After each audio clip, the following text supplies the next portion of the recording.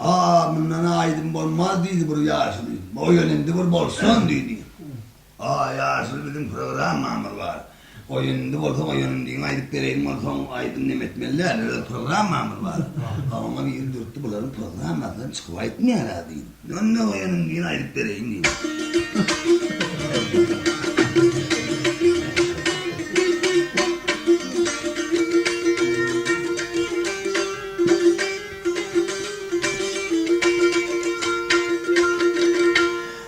Gelmiş emminin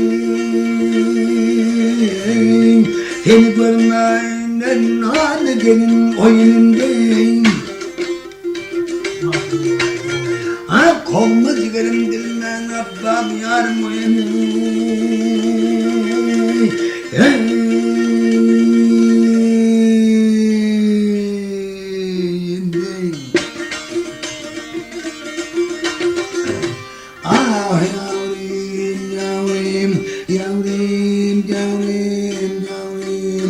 yarına yarod yandım. Aferin sonunda kuvvet töllerin yediri sar. Aşık niyetli ve nenni yarim. Yarim yarod yandım.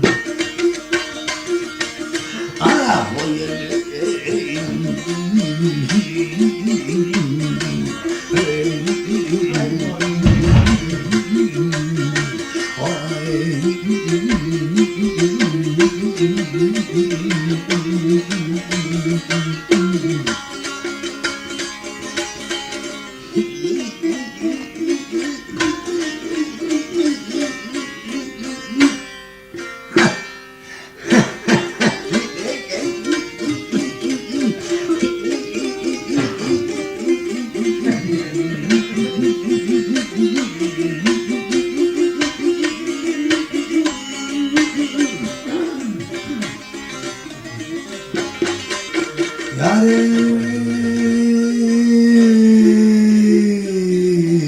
Çölde gelin Türkmen göçürdü ya.